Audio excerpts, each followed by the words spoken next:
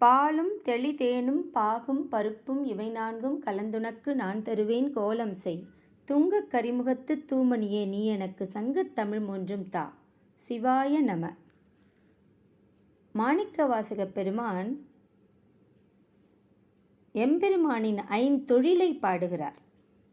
எப்படி தொடங்குறார் அப்படின்னா, எஞ்ஞானம் இல்லாதேன் இன்பப் பெருமானே அப்படின்னு தொடங்குறார். எஞ்ஞானம் இல்லாதேன், நான் யார் தெரியுமா? எப்படிப்பட்டவன் தெரியுமா? எஞ்ஞானம் இல்லாதேன், எனக்குன்னு எந்த ஞானமுமே இல்லை. சைவ சித்தாந்தத்தில் பிரதானமாக 3 வகையான ஞானங்களை சொல்கிறாங்க. முதல் ஞானம் என்ன அப்படின்னா பாச ஞானம். நம்மை இந்த உலகப் பொருள்களோடு கட்டி போட்டிருப்பது தான் பாசம். நம்ம எல்லாம் இந்த லௌகீக உலகில் இந்த வாழ்க்கையில் கட்டி போட்டிருக்கு இல்லையா, அப்படின்னு உணரதே பாச ஞானம். அதை தான் சொல்கிறார் மாணிக்கவாசகர். எனக்கு பாச ஞானம் இருக்குது. அது என்ன அப்படின்னா, நான் இந்த உலகத்தில் இருக்கிற பொருள்களோட கட்டப்பட்டிருக்கேன் அப்படின்னு உணர்றது. அது கூட தெரியாமல் பல பேர் இருப்பாங்க. எனக்கு இந்த உலகத்தோட பற்று இருக்குது அப்படிங்கிறது கூட தெரியாமல் தான் இது என்னுடையதுங்கிறதெல்லாம். இப்போ நமக்கெல்லாம் தெரியும், இது இப்படி இருக்கக்கூடாதுங்கிறதும் தெரியும். ஆனால் நம்ம என்ன சொல்கிறோம், இது என்னுடையதுன்னு.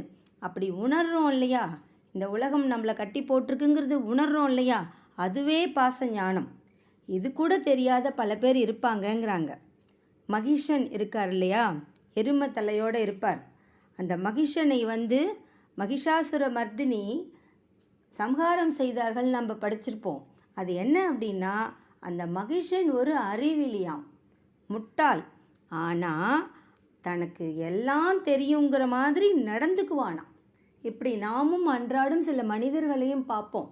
தனக்கு தெரியாது அப்படின்னு ஒத்துக்கிறவங்க சில பேர். தனக்கு தெரியாதுன்னு ஒத்துக்கிட்டா அது பரவாயில்ல, எனக்கு ஒன்றும் தெரியாது, நான் முட்டாள் அப்படின்னு சொல்லி ஒத்துக்கிறவங்க. சில பேர் என்ன செய்வாங்க, தெரியாமலே தனக்கு தெரியாதுங்கிறதே தெரியாமல் இருப்பாங்க.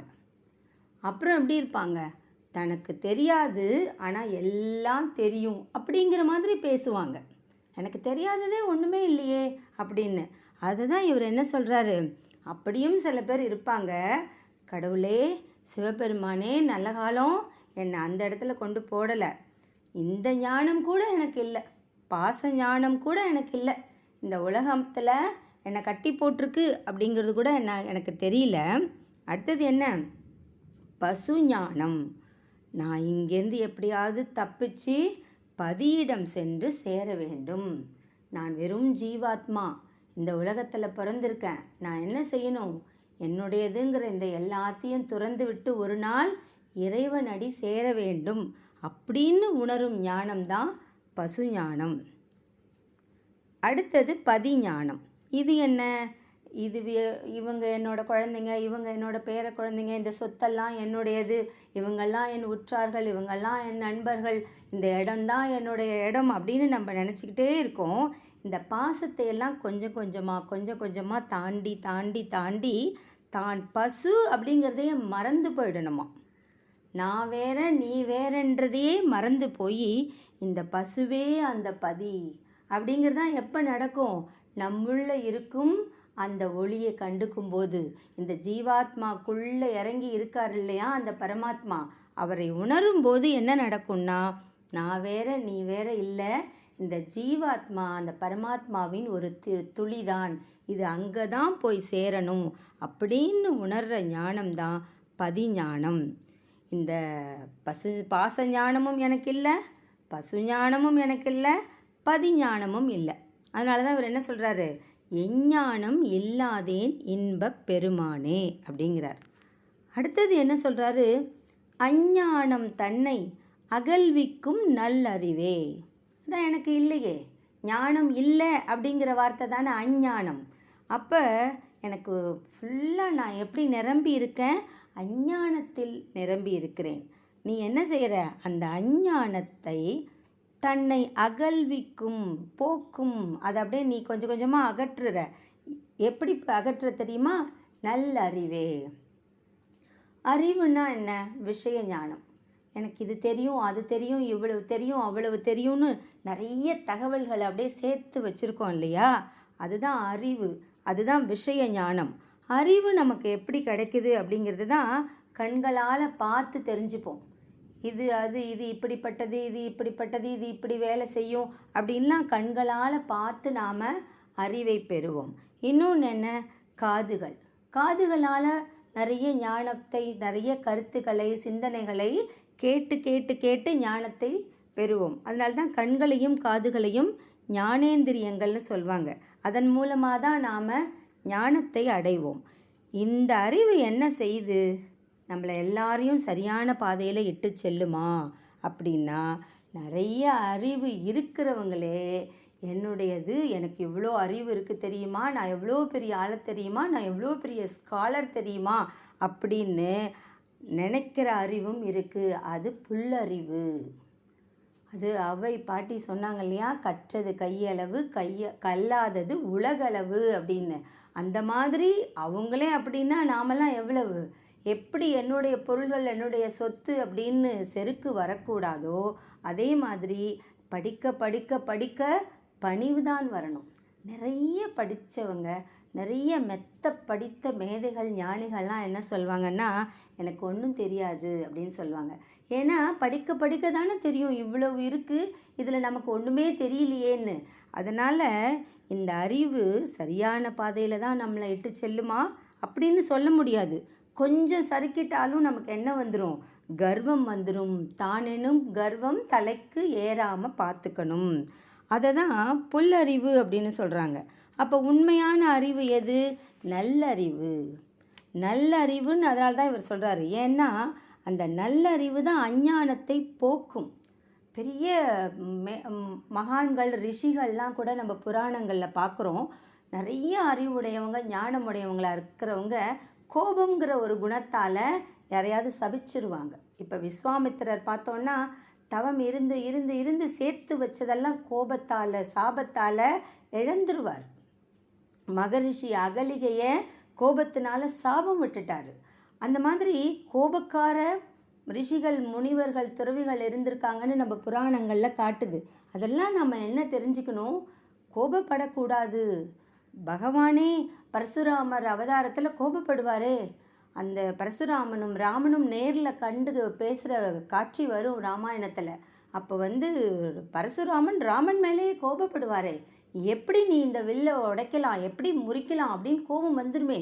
இது என்னுடைய ஈஸ்வரனுடைய தனுசாச்சே, நீ இதை எப்படி நீ வளைச்சி உடைச்ச அப்படின்னு கோபப்படுவார். இந்த இதிலேயே நான் அழிக்க போகிறேன்னுல வந்துடுவார். எல்லாம் ஜனக மகாராஜா, சீத்தை அப்படின்னு எல்லாரும் பயப்படுவாங்களே. அப்போ ராமர் தான் கொஞ்சம் கொஞ்சமாக சொல்லி பணிஞ்சு, உன்னோட நான் போர் புரிய மாட்டேன், என்னை மன்னிச்சிடு, இல்லைன்னா என்னை தண்டிச்சிடுன்னு ரெடியாவார் ராமர். அப்போது அந்த பரசுராமனுக்கு கோபம் குறையும். பரசுராமன் சொல்வார், ராமா, உன்னுடைய அவதாரத்தின் நோக்கம் பல இருக்கலாம், அதில் ஒன்று என்ன, பரசுராமனின் கோபத்திற்கு விமுக்தி தருவது அப்படின்னு சொல்வார்.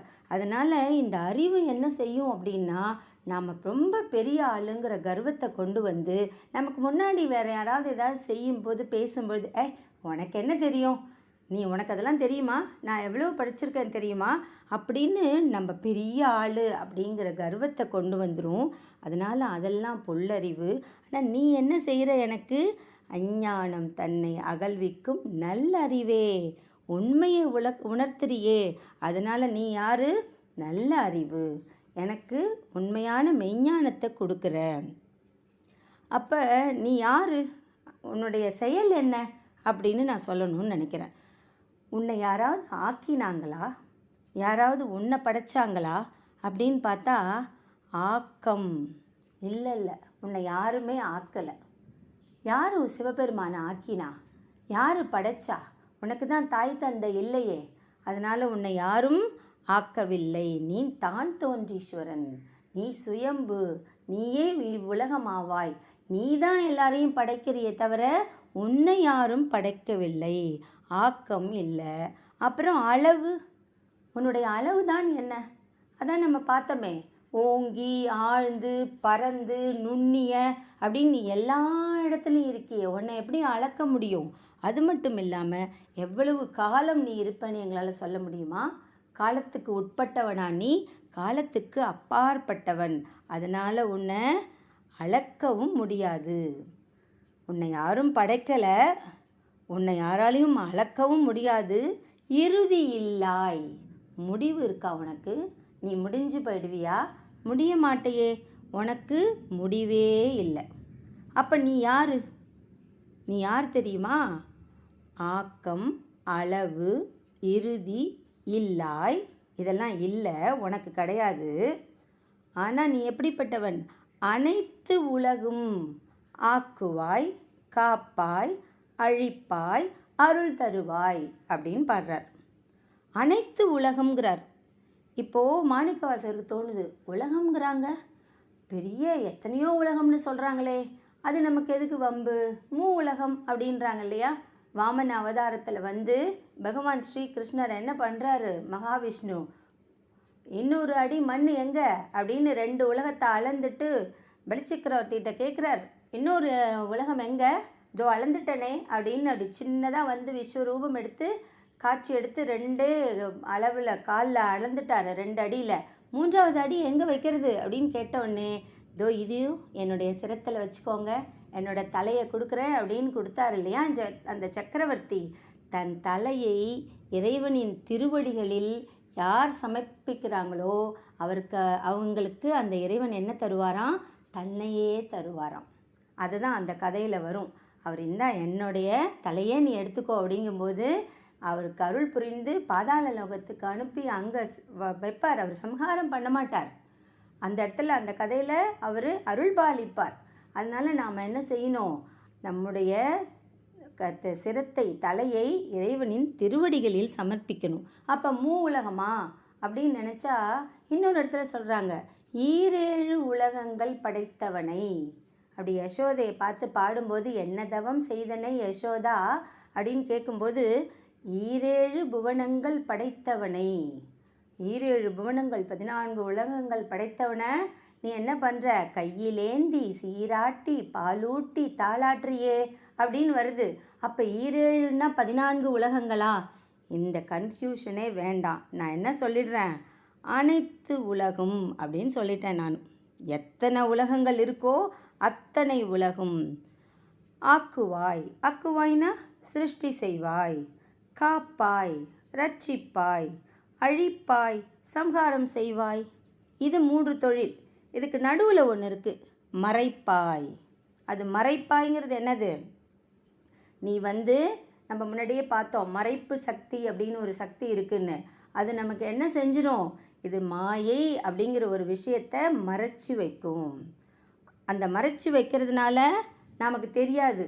நமக்கு தெரிஞ்சால் கூட அதை உணர மாட்டோம். இது இந்த உலகம் நம்முடையது இல்லை, இது நமக்கு சாஸ்வதம் கிடையாது, இது நிரந்தரம் கிடையாதுன்னெலாம் தெரிஞ்சால் கூட நாம் இந்த பற்றை விட்டு போக மாட்டோம். இதுதான் அந்த மறைப்பு சக்தி. அப்புறம் நீ என்ன பண்ணுவ? அருள் தருவாய். அந்த மறைப்பு சக்தியை கொஞ்சம் கொஞ்சமாக நீக்கி எப்படி? என்னுடைய அனுபவத்தாலேயே உணர வச்சு எனக்கு கடைசியாக நீ அருள் தருவாய். இதுதான் 5 தொழில்கள்னு சொல்கிறாங்க. தில்லை நடராஜர் சிற்றம்பலவாசன் அந்த அம்பலவாணன் அவ்வளவு அழகாக நடன சபையில் ஆனந்த தாண்டவம் ஆடுவார் அப்படிம்பாங்க. அந்த ஆனந்த தாண்டவத்துடைய அந்த போஸ், நடராஜர் நின்றுட்டுருக்கார் இல்லையா, அதுவே இந்த 5 தொழில்களை குறிக்கும் அப்படின்னு சொல்லுவாங்க. ஆனந்த தாண்டவத்தை 5 தொழில்களை செஞ்சுக்கிட்டே இருக்கிறதுனால பஞ்சகிருத்தியை நடனம் அப்படின்னு சொல்லுவாங்களாம். நம்ம நடராஜரை நல்லா பார்த்தோன்னா அவர் ஒரு கையில் உடுக்கை வச்சிருப்பார், டபரூகம், அது ஒரு நாதம், அதுதான் படைப்பை குறிக்கிறதாம். இன்னொரு கையில் அக்னி இருக்கும். அக்னி எது? சம்ஹாரத்தை குறிக்கிறது, அழித்தலை குறிக்கிறது. அந்த 2 கரங்களுக்கும் நடுவில் ஒரு கை என்ன காட்டும்னா அபயகரம் காட்டும். இதோ நான் இருக்கேன், என்னை நம்பு, சிவனை நம்பி யாரும் கெடுவதில்லை, அதனால் நான் உன்னுடைய ஈசன் இருக்கிறேன், உன்னை காப்பாற்ற தாயு மாணவராக வருவேன் அப்படின்னு சொல்லி ஒரு கை அபயகரமாக காட்டுது. இது காத்தலை குறிக்கிறது. இன்னொரு காலை பார்த்திங்கன்னா முயலகன் மேலே காலை வச்சிருப்பார். ஒரு கால் மூடியபடி தெரியும், ஒரு கால் கீழே இருக்கும் இல்லையா, அதுக்கு கீழே முயலகன். முயலகன் அப்படிங்கிறது யாருன்னா அகங்காரத்தின் வடிவம். அது ஒரு ரெப்ரசன்டேஷன். இந்த அகங்காரத்தை அப்படி அழுத்தி காலால் அழுத்தி வச்சிருப்பார். இதுதான் திரோதானத்தை குறிக்கிறதுங்கிறாங்க. திரோதானம் என்பது தான் மறைப்பு சக்தி. எல்லாத்தையும் நம்மக்கிட்டேருந்து மறைச்சி வச்சுருக்கார். இந்த உலகம் இது ஒரு மாயை, இது நீங்கள் அனுபவிக்கிற எல்லாமே பொய் அப்படின்லாம் நமக்கு தெரியும், ஆனால் தெரியாது. சுத்தமாக தெரியாதானா தெரியும், ஆனாலும் நம்ம அதை தெரியாது. உணர்வோம், ஆனால் உணர மாட்டோம். இப்படி அதனால தானே அது மாயை. தெரியவே இல்லைன்னா அது அஞ்ஞானமாயிடும். நமக்கு தெரியும், ஆனாலும் நம்ம அதை விடமாட்டோம். அப்போ நம்ம அவர் என்ன பண்ணுறாரு, கொஞ்சம் கொஞ்சமாக அனுபவத்தை கொடுக்குறார். அந்த திரோதானம் தான் மறைப்பு. அதை தான் அந்த முயலகன் மேலே கால் வச்சிருக்கிறது குறிக்குது அப்படின்னு சொல்கிறாங்க. இந்த ஆன்மா கொஞ்சம் கொஞ்சமாக உலக அனுபவங்களில் ஈடுபட்டு தன்னுடைய வினை முடியும் வரை உண்மையை மறைச்சி வச்சு மயங்கச் செய்யும் ஒரு சக்தியாகும்.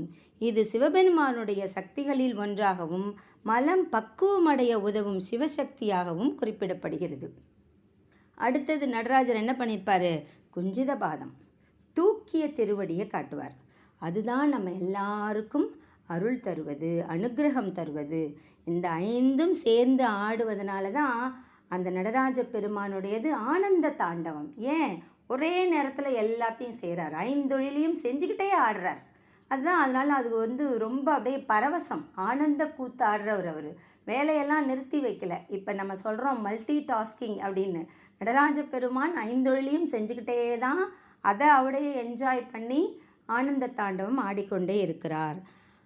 அதுதான் இங்கே சொல்கிறாங்க, ஆக்குவாய், காப்பாய், அழிப்பாய், அருள் தருவாய். அப்புறம் என்ன பண்ணுவ, போக்குவாய், என்னை போக்குவாய்.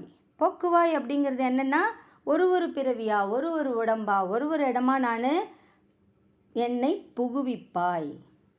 என்னுடைய ஞானம் இதுதான் அப்படின்னு இல்லாமல் மறைப்பாய். அப்புறம் என்ன செய்வ, என்னை புகுவிப்பாய். என்னுடைய வினைக்கு தகுந்த மாதிரி ஒரு பிறவியாக மாற்றி மாற்றி மாற்றி கொடுத்துக்கிட்டே இருப்ப. இப்படி பிறவி எடுக்க அனுபவத்தால், கொஞ்சம் அறிவால், நல்லறிவால், நல்ல சான்றோர்களுடைய ஒரு அணுகுமுறையால், உபதேசத்தால், ஞான மொழிகளால் எனக்கு கொஞ்சம் கொஞ்சமாக அனுபவம் ஏற்பட என்ன ஆகும், நான் இந்த அஞ்ஞானத்திலேருந்து விலகிடுவேன். அப்போ தான் என்ன செய்வ, அருள் தருவாய், எனக்கு அருள் தருவாய். அருள் தந்து என்ன செய்வ, என்னை புகுவிப்பாய் நின் தொழும்பில். கடைசியாக நீ என்ன செஞ்சிருவ, என்னை உன் அடியார்கள் கூட்டத்துடன் சேர்த்து கொள்வாய். அந்த அடியாராக சேர்றதுக்கு தான் இவ்வளவு முயற்சி. இப்போ நாம் இந்த திருவாசகத்தை வரி வரியாக உணர்ந்து அப்படி பாடி மகிழ்ந்து எழுதுகிறோம் இல்லையா, இது கடைசியாக இதோடைய அல்டிமேட் கோல் என்ன அப்படின்னு பார்த்தா, என்னை புகுவிப்பார் நின் தொழும்பின். வேறு பல பிறவிகள் அப்படியே எடுத்துக்கிட்டே வருவேன், ஆனால் உன் பெரும் கருணையால் இந்த மறைப்பு சக்தி எல்லாம் நீக்கி எனக்கு நல்ல அறிவை கொடுத்து கடைசியாக நீ என்ன பண்ணுவ, புகுவிப்பாய் நின் தொழும்பின், உன் அடியார்கள் கூட்டத்தில் என்னை இணைத்து கொள்வாய். இதுதான் நம்மளுடைய இலக்கு, இதுதான் நம்மளுடைய ஃபைனல் அப்படி டெஸ்டினேஷன் சொல்லுவோம் இல்லையா, டார்கெட், நம்மளோட கோல் இதுதான். இறைவனின் அடியார் கூட்டத்தில் நாம் சேர்க்கணும். அது என்ன சொல்லிடுறாரு, புகுவிப்பாய், சேர்த்துப்ப, அங்கே எந்த சந்தேகமும் இல்லை. ஏன்னா நீதானே ஆக்குற, நீதானே காக்கிற, நீதானே மறைக்கிற, நீதானே அழிக்கிற. அதனால் நீ என்ன செஞ்சிருவ, கடைசியா என்னை புகுவிப்பாய் நின் தொழும்பின், நிச்சயமாக என்ன உன் அடியார்கள் கூட்டத்தில் சேர்த்து கொள்வாய் அப்படின்னு திரும்பவும் நன்றி பெருக்கில் பாடுகிறார் மாணிக்க வாசகர். எல்லாம் வல்ல நடராஜ பெருமானை நாமும் வணங்குவோம், அவர் நலன்களை பொழிவாராக. திருச்சிற்றம்பலம், திருச்சிற்றம்பலம், திருச்சிற்றம்பலம்.